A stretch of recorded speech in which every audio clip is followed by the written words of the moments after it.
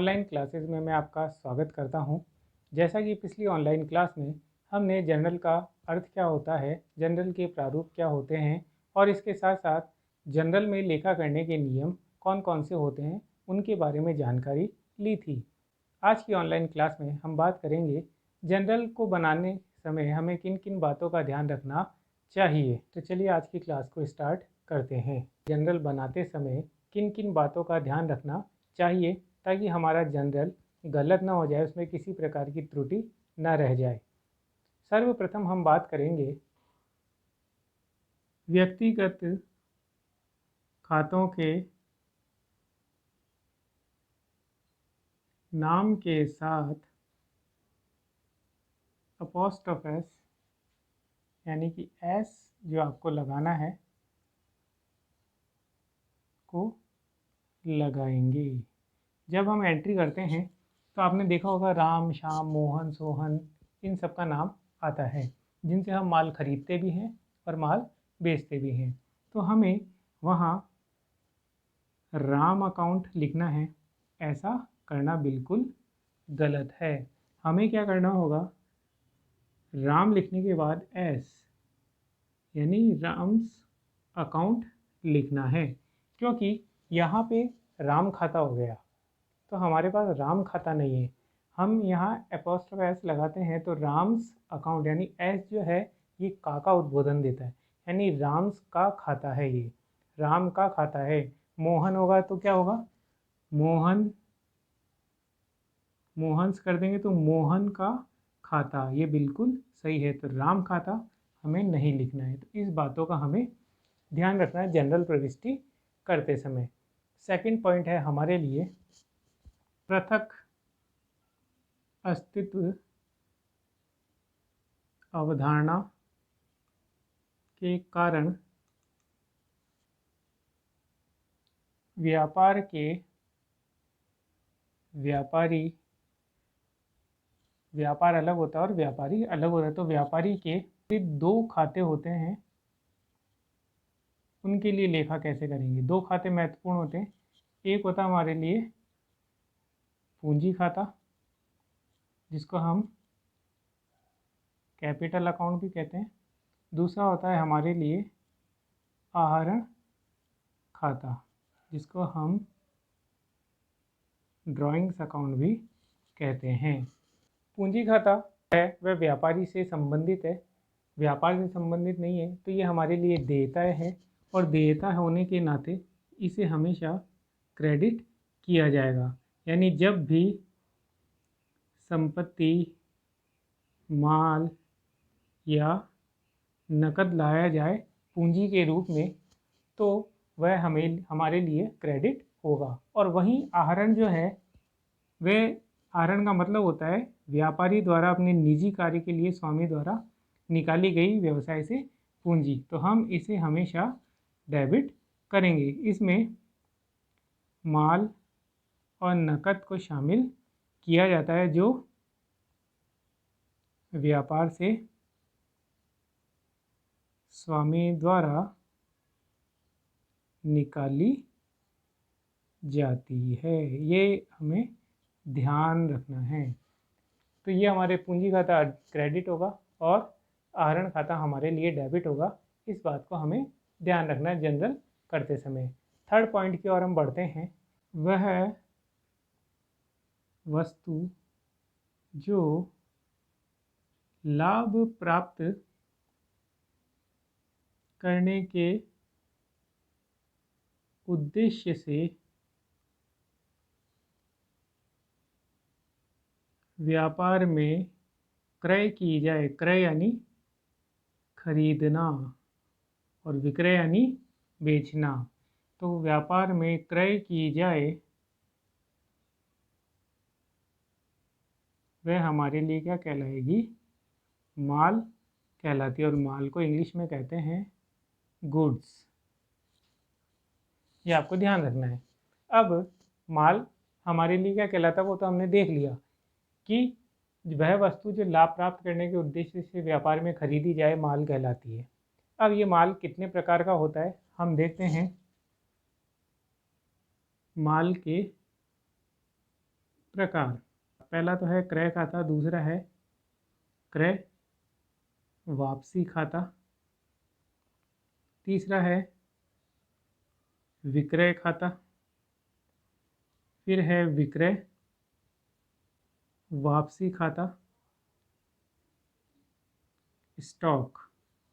Stock जो है हमारे लिए दो प्रकार का होता है। स्टॉक में पहला है प्रारंभिक स्टॉक और दूसरा है अंतिम स्टॉक। अब देखिए, मैं इनके पूरे नाम भी इंग्लिश में लिख देता हूँ। इसे हम कहते हैं परचेज अकाउंट, इसे कहेंगे हम purchase return account, sales account, ये है हमारे लिए सेल्स रिटर्न अकाउंट, ये है हमारे लिए स्टॉक। और स्टॉक जो होता है, यानी कि जब हम माल बेचते हैं, तो जैसे कि मैं 10 इकाइयाँ मेरे व्यापार में बेचने के लिए लेकर के आया, और जब हमारा पूरा फाइनेंशियल ईयर ख़त्म होता है तो कुछ स्टॉक बिकने से रह जाता है, तो वो जो बचा हुआ माल हमारे लिए है वह स्टॉक कहलाता है। तो साल के प्रारंभ में पिछले साल से जो हमें प्राप्त होता है स्टॉक, वो हमारे लिए प्रारंभिक यानी कि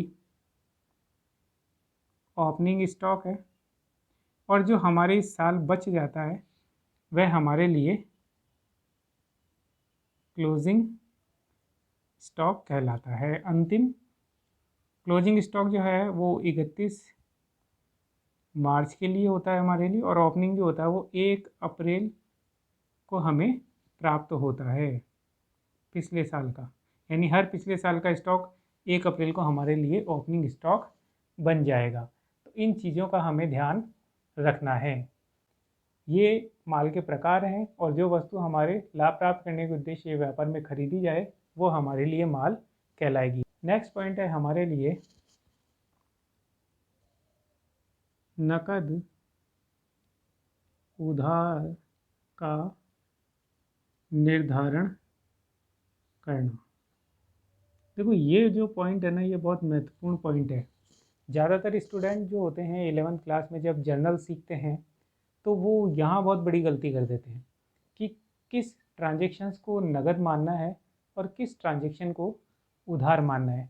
क्योंकि हमारे जो प्रश्न आते हैं उसमें को और से और ऐसे बहुत सारे शब्द होते हैं जिसके द्वारा उसका अर्थ बदल दिया जाता है। तो नगद कब किया जाए और उधार कब किया जाए, तो उसके कुछ पॉइंट्स हैं। अगर ये छोटे छोटे पॉइंट्स हम याद रखेंगे तो हम आसानी से नगद और उधार के ट्रांजेक्शन को समझ सकते हैं। तो उनमें पहला पॉइंट है आपके लिए, प्रश्न में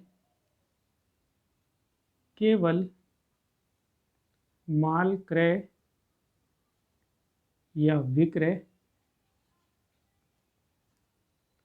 लिखा गया हो। प्रश्न में हमें केवल माल क्रय और विक्रय किया गया हो तो हम इस चीज़ को क्या मानेंगे, नकद लेन देन माना जाएगा। तो ये बात आपको याद रखनी है कि प्रश्न में केवल माल क्रय और विक्रय लिखा जाए।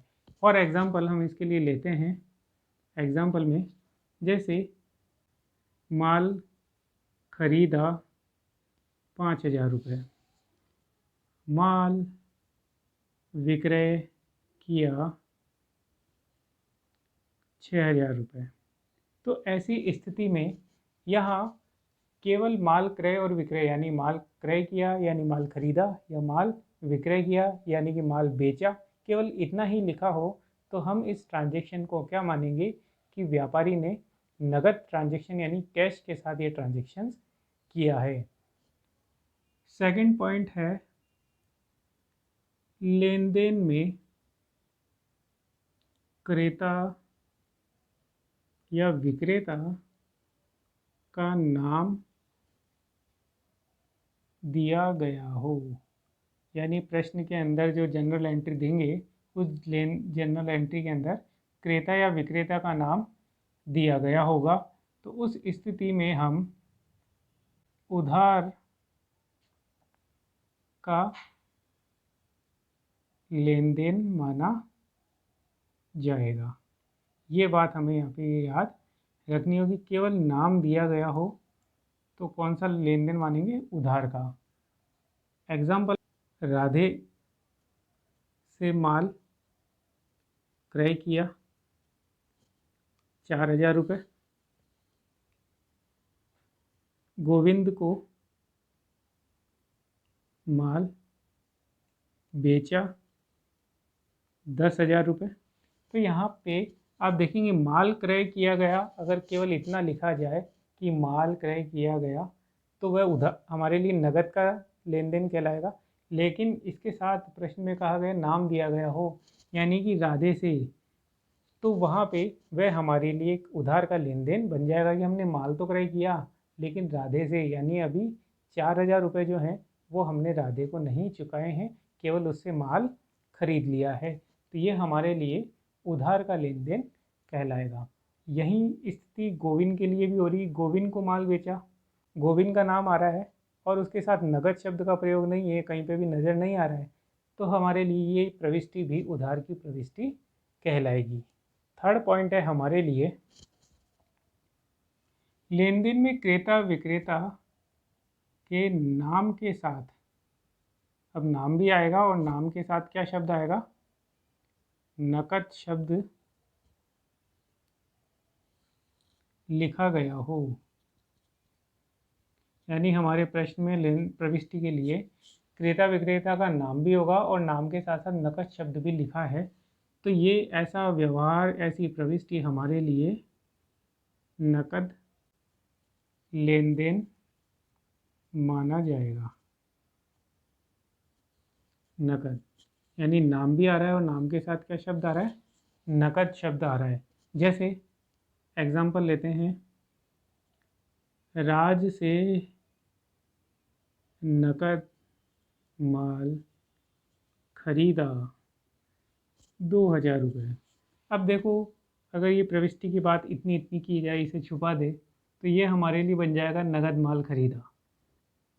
और अगर हम यहाँ तक की एंट्री देखें, इसे हटा दें कि माल खरीदा तो भी नगद है, शब्द लग जाए नगद तो भी हमारे लिए बन जाएगा नगद माल खरीदा। लेकिन इस प्रविष्टि के साथ अगर व्यक्ति का नाम आ रहा है, जैसा कि पहले बताया था कि व्यक्ति का नाम आ जाए तो आपको मानना है उधार की प्रविष्टि है, लेकिन नाम के साथ अगर नगद शब्द आ रहा है तो हमारे लिए नगद की प्रविष्टि मानेंगे, न कि उधार की प्रविष्टि। ऐसे ही विनोद को नकद माल बेचा 8,000 रुपये। तो यहाँ पे विनोद है तो उधार की प्रविष्टि नहीं है, इसके साथ नगद शब्द जुड़ गया, तो ये हमारे लिए कैश की एंट्री होगी और हम इस विनोद को शामिल नहीं करेंगे इस एंट्री के अंदर। तो ये हमारे लिए नगद का लेन देन माना जाएगा। बच्चे कंफ्यूज हो जाते हैं कि सर नाम आ रहा है तो फिर ये उधार की प्रविष्टि क्यों नहीं? क्योंकि यहाँ पे विनोद ने नगद रूप से वो माल खरीदा है, उसका पैसा हमें नगद रूप में प्राप्त हो गया है। तो ये इन बातों का आपको ध्यान रखना है, और भी जब हम एक्सरसाइज करेंगे तो आपको ये और अच्छे से समझ में आ जाएगी। इसी का चौथा पॉइंट है, नाम मात्र के खातों, इनको इंग्लिश में कहते हैं नॉमिनल अकाउंट। मैंने बताया था लाभ हानि आय व्यय के खाते, खर्चों के। तो इन नॉमिनल अकाउंट्स के खातों के साथ व्यक्ति का नाम आए